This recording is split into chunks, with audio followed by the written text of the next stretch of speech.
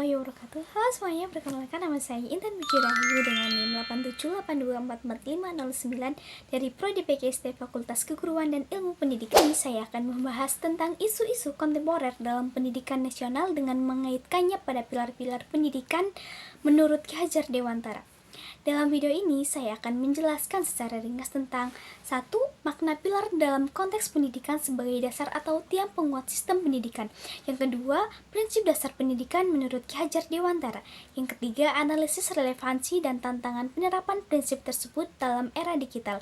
Yang keempat, refleksi singkat tentang bagaimana pilar tersebut dapat menjawab persoalan pendidikan nasional saat ini. Oke, saya akan menjelaskan secara ringkas satu persatu. Yang pertama yaitu makna pilar dalam konteks pendidikan. Secara konseptual, pilar berarti tiang penyangga utama yang menopang bangunan. Dalam pendidikan, pilar adalah landasan fundamental yang menjadi dasar sekaligus penguat sistem pendidikan. Apa sih fungsi pilar pendidikan itu?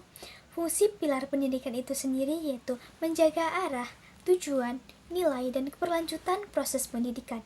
Pilar menopang seluruh kegiatan belajar mengajar kurikulum dan kebijakan supaya tetap terarah. Pilar juga menjadi fondasi agar sistem pendidikan tidak mudah runtuh di tengah perubahan zaman, serta menjadi acuan bagi pendidik dan institusi dalam mencapai tujuan pendidikan nasional. Dalam konteks Indonesia, pilar pendidikan adalah serangkaian nilai, prinsip, dan praktik yang menjadi fondasi penyelenggaraan pendidikan nasional untuk mewujudkan manusia yang beriman, berakhlak mulia, berilmu, kreatif, mandiri, dan tentunya bertanggung jawab.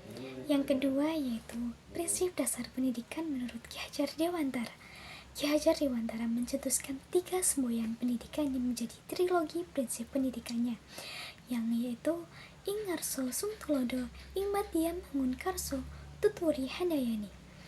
Yang Ing Karso Sung Tulodo berarti di depan menjadi teladan. Guru berada di depan untuk memberikan contoh dan teladan. Yang Ing Madya Mangun Karso berarti di tengah membangun semangat. Guru berada di tengah-tengah untuk mendorong dan menggugah semangat. Yang Tuturi Handayani berarti di belakang memberikan dorongan. Guru memberikan dorongan supaya anak didik terus melangkah maju. Ketiga semboyan ini berarti figur pemimpin yang baik yang menjadi suri tauladan yang mampu menggugah semangat dan memberikan dorongan moral bagi orang di sekitarnya. Yang ketiga yaitu analisis relevansi dan tantangan di era digital.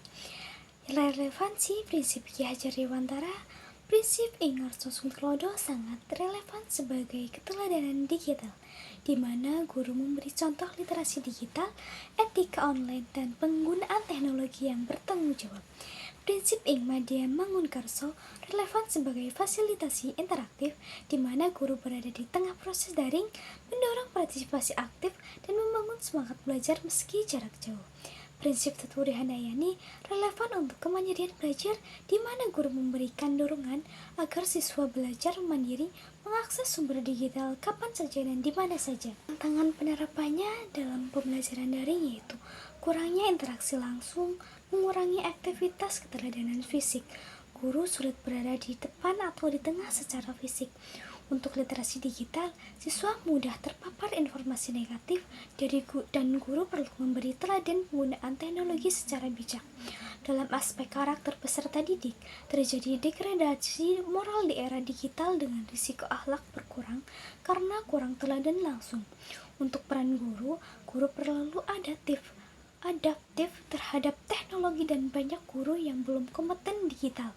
Selain itu, terdapat kesenjangan akses teknologi antara daerah dan tidak semua siswa punya akses yang sama. Era digital membawa potensi positif seperti peningkatan aksesibilitas, pembelajaran lebih interaktif, dan sumber belajar yang kaya. Namun, teknologi hanyalah alat, sedangkan guru adalah jiwanya. Yang keempat yaitu refleksi tentang bagaimana pilar ini menjawab persoalan pendidikan nasional saat ini. Pilar-pilar ini sangat penting untuk menjawab problema pendidikan nasional. Untuk kesenjangan akses teknologi, prinsip Tuturi Handayani memberikan dorongan belajar mandiri dengan sumber digital yang dapat diakses kapan saja. Untuk degradasi karakter di era digital, prinsip Ingarso Sungtulodo memberikan keteladanan digital dari guru dalam etika online dan literasi. Untuk guru yang kurang adaptif tentang teknologi, prinsip Ingmadya Mangunkarso menempatkan guru di tengah membangun semangat adaptasi dan fasilitasi interaktif. Untuk kebutuhan generasi berkarakter dan berdaya saing global, integrasi ketiga prinsip akan mencetak generasi yang cerdas, akademik sekaligus berkarakter. Dengan mengintegrasikan prinsip Ki Hajar Dewantara dalam konteks digital, pendidikan nasional dapat lebih responsif terhadap kebutuhan zaman dan mampu mencetak generasi yang tidak hanya cerdas akademik, tetapi juga berkarakter dan berdaya saing global.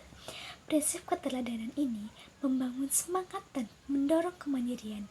Inilah yang menjadi tuting atau pijakan untuk menjawab persoalan pendidikan nasional saat ini. Sekian dan terima kasih. Wassalamualaikum warahmatullahi wabarakatuh.